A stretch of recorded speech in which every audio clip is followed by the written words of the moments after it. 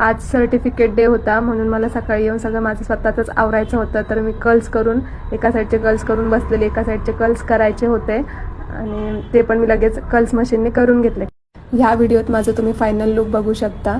आणि तिकडे गेल्यावर पहिलं आमचं गेम चालू होतं, सगळेजण आम्ही गेम खेळत होतो आणि हा पुरा 1 महिना कसा गेला काय गेला सगळेजण एक्सपिरियन्स शेअर करत होते. मी पण माझा थोडा एक्सपिरियन्स शेअर केला सगळ्यांसोबत, स्टुडंटसोबत, मॅमसोबत, आणि सगळे सांगत होते कोण कसं होतं काय होतं. असं आमचा थोडा गेम चालू होता.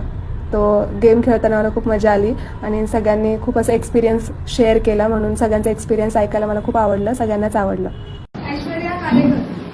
गेम खेळून झाल्यानंतर मॅमने मला सर्टिफिकेट दिलं आणि मी सर्टिफिकेट घ्यायला गेली आणि खूप मी हॅप्पी होती.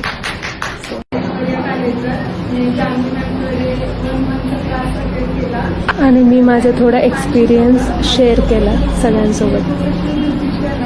आणि माझं असं होतं की आपण ब्युटीमध्ये तर आपण काम करतो तर मग आपण मेकअपमध्ये का काम नाही करू. तर मग माझं असं झालं की कुठेतरी आपण एक क्लास बघायला पाहिजे ते आपल्याला जसं हवं तसं वगैरे शिकवेल. आणि मला जे पाहिजे ते ह्या जान्हवीमॅमच्याच दिसलं मला की आपल्याला हे खूप ट्रेन करू शकतात आणि त्यांच्या क्लासनुसारच मला त्यांनी मेकअपमध्ये एक्सपर्ट बनवलं. त्यांचं क्लासचं नाव आहे जान्हवी मेकअप एक्सपर्ट आणि मला खूप असं सॅटिस्फॅक्शन झालंय. मला जे पाहिजे ते त्यांनी शिकवलंय.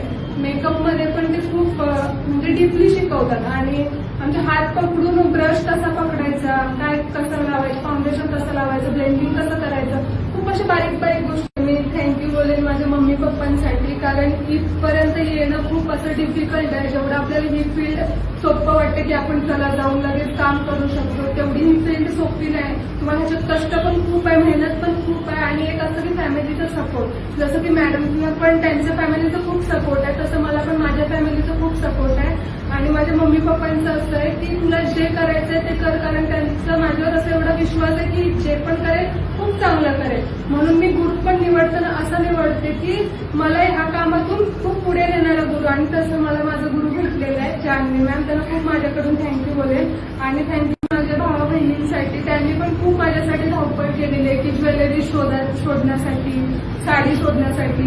खूप अशा बारीक बारीक गोष्टी आहेत, त्याच्यात आपल्याला फॅमिलीचा पण सपोर्ट लागतो. सगळ्याच एका माणसाकडून होत नाही. तर मी फॅमिलीला खूप थँक्यू बोलेन आणि जान्हवी पण थँक्यू बोलेन.